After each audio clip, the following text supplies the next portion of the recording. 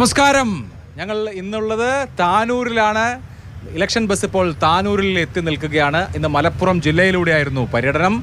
മലപ്പുറം ജില്ലയിൽ നമുക്കറിയാം 16 മണ്ഡലങ്ങളാണുള്ളത്. ഇത്തവണ ഇഞ്ചോടിഞ്ച് പോരാട്ടം നടക്കുന്ന മണ്ഡലങ്ങൾ ഇതിൽപ്പെടും. മലപ്പുറത്തിൻ്റെ രാഷ്ട്രീയ ചിത്രം അറിയാനുള്ള യാത്രയിലായിരുന്നു ഈ പകൽ മുഴുവൻ. ഇപ്പോൾ ഈ താനൂരിൽ അത്യാവേശകരമായ പോരാട്ടം നടക്കുന്ന താനൂരിൽ എന്ത് സംഭവിക്കുന്നു അറിയാൻ നമ്മൾ താനൂരിൽ കാത്തു നിൽക്കുന്നു. താനൂരിലെ വളരെ പ്രബുദ്ധരായ രാഷ്ട്രീയ പ്രബുദ്ധരായ ഒരു കൂട്ടം ആളുകൾ നമുക്കൊപ്പം ഉണ്ട്. നമുക്ക് ഇന്ന് അവരിൽ നിന്നാണ് നമ്മൾ ചർച്ച ആരംഭിക്കുന്നത്. ഇപ്പോൾ പൊതുവെ ഇവിടെയൊക്കെ വലിയ മാറ്റങ്ങളൊന്നും ഉണ്ടാവാത്ത സ്ഥലമെന്നാണ് കേരളത്തിൻ്റെ ബാക്കിയുള്ള മേഖലകളിലൊക്കെ പൊതുവെ ആളുകൾ കരുതാറുള്ളത്. എന്താണ് താനൂരുകാർക്ക് പറയാനുള്ളത്? ഇത്തവണ മലപ്പുറം ജില്ലയിൽ രാഷ്ട്രീയമായി എന്തെങ്കിലും മാറ്റം സംഭവിക്കാനുള്ള സാധ്യതയുണ്ടോ? ആരാണ് തുടങ്ങുന്ന അഭിപ്രായം പറഞ്ഞു? ഓക്കെ. താനൂർ സംബന്ധിച്ചിടത്തോളം 10 വർഷത്തിൻ്റെ വികസന കാഴ്ചകളാണ് ഇവിടെ കണ്ടുകൊണ്ടിരിക്കുന്നത്. അത് ഇനിയും തുടർന്ന് പോകുന്ന LDF സർക്കാർ വീണ്ടും തുടർന്ന് വരുന്നുള്ള ഇത്ര മാത്രം പറയാനുള്ളത്. എന്ന് പറഞ്ഞാൽ നിലവിലുള്ള MLA തുടർച്ചയുണ്ടാവും. എല്ലാവരുടെ അഭിപ്രായം അതാണോ? വ്യത്യസ്ത അഭിപ്രായം ഉണ്ടോ? ഇവിടെ താനൂര് PK നവാസ് നല്ല ഭൂരിപക്ഷത്തിൽ വിജയിച്ചു വരും.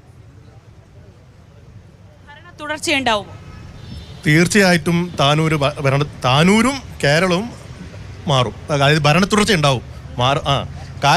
കാരണം എന്താണെന്ന് വെച്ചാൽ ഇപ്പോൾ നമുക്കറിയാം താനൂര് 60 വർഷമായിട്ട് ഭരിച്ചിരുന്ന ലീഗ് അന്നും നമ്മൾ കണ്ടിട്ടുണ്ട്. അതിന് ശേഷം ലാസ്റ്റ് 10 വർഷവും ഞങ്ങൾ കണ്ടിട്ടുണ്ട്.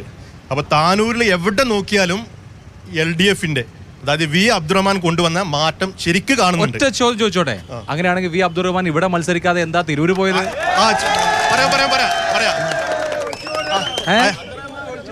അബ്ദുറഹ്മാൻക്ക് ഇഷ്ടം എന്താന്ന് വെച്ചാല് കോട്ട പോയി പൊളിക്കാന്നുള്ളതാണ്.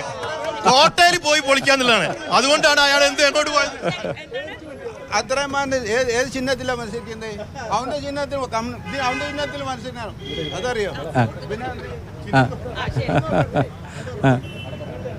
10 വർഷക്കാലം ഈ നിയോജക മണ്ഡലത്തിൽ പ്രതിനിധീകരിച്ച ഒരു ജനപ്രതിനിധി ഇന്ന് ഈ നിയോജക മണ്ഡലത്തിലെ അദ്ദേഹത്തിന് പിന്തുണയ്ക്കുന്നവർ പോലും അദ്ദേഹത്തെ തെരഞ്ഞു നടക്കുന്ന ഒരു ഘട്ടമാണുള്ളത്.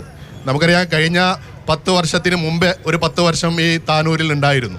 താനൂരിൻ്റെ പ്രമുഖമായ ഒരുപാട് പദ്ധതികൾ, പ്രത്യേകിച്ച് phishing harbour, Tanur government college, Tanur തൂവൽ തീരം, അതുപോലെ തന്നെ കനോലി കനാല്, താനൂരിലെ സമ്പൂർണ്ണ കുടിവെള്ള പദ്ധതി, താനൂരിലെ സമ്പൂർണ്ണ വൈദ്യുതീകരണം, ഇത്തരം പദ്ധതികളൊന്നും പൂർത്തീകരിക്കാതെയും അത് വഴിക്ക് വെച്ച് ഇട്ടു പോവുകയല്ലാതെ അദ്ദേഹത്തിൻ്റെതായ ഒരു നേതൃത്വത്തിൽ ഒരു പദ്ധതി പോലും ഈ നിയോജക മണ്ഡലത്തിൽ, ഒരു മേജർ പ്രൊജക്റ്റ് പോലും ഈ നിയോജക മണ്ഡലത്തിൽ നടന്നിട്ടില്ല എന്ന് മാത്രമല്ല, നടന്ന വികസന പ്രവർത്തനങ്ങൾ പൂർത്തീകരിക്കാൻ പോലും, അതായത് അതിന് മുമ്പത്തെ 10 വർഷം നടന്ന വികസന പ്രവർത്തനങ്ങൾ പൂർത്തീകരിക്കാൻ പോലും കഴിയാത്തത് കൊണ്ട് മാത്രമാണ് അദ്ദേഹം ഇവിടെ നിന്ന് വിട്ടുപോടേണ്ടി വന്നത്. അനാഥമാക്കി വിട്ടുപോടേണ്ടി വന്നത്. മറ്റൊരു കാര്യം, താനൂരിൽ നമുക്കറിയാം ഇവിടെ ഉണ്ടായിട്ടുള്ള ബോട്ടപകടം, 22 പേരുടെ മരണത്തിനിടയാക്കിയ ബോട്ടപകടത്തിൽ പൂർണ്ണമായ ഉത്തരവാദിത്തം ഏറ്റെടുത്തുകൊണ്ട് തന്നെയാണ് അദ്ദേഹം ഈ നിയോജക മണ്ഡലത്തിൽ നിന്ന് പോയത് എന്നാണ് ഇവിടെയുള്ള വോട്ടർമാർക്ക് മറുപടി. താനൂരിന്റെ ചിത്രം ഇതാണ്. ലീഗിന്റെ ആള് മാത്രമേ ഇവിടെ ഉള്ളത്, ബാക്കിയുള്ള ഒളിച്ചോടി പോയി.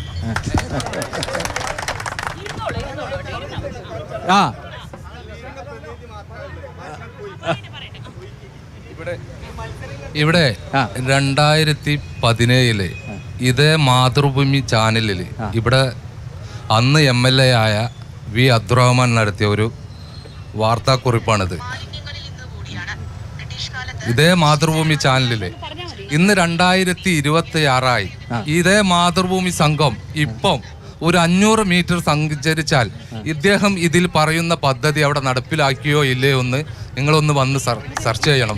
താനൂർ കനോലി കനാലുമായി ബന്ധപ്പെട്ട് അതിരൂക്ഷമായ നമ്മളെ മാലിന്യ പ്രശ്നമെന്ന് റിപ്പോർട്ട് ചെയ്തിട്ട് എത്രയും പെട്ടെന്ന് ഇത് വൃത്തിയാക്കുമെന്ന് പറഞ്ഞ് മാതൃഭൂമി സംഘത്തോട് പറഞ്ഞ അതേ സംഭവം ഇന്ന് 2026 അതേപോലെ കിടക്കാണ്. ഇതാണ് ഇവിടുത്തെ, ഒരു മാറ്റവുമില്ല. അതുപോലെ താനൂരിൽ എന്തൊക്കെയാണോ അദ്ദേഹം വാഗ്ദാനം നൽകിയത് അതൊന്നും ഇവിടെ നടപ്പിലാക്കാൻ കഴിഞ്ഞിട്ടില്ല. വാഗ്ദാനങ്ങൾ മാത്രം വാഗ്ദാനം.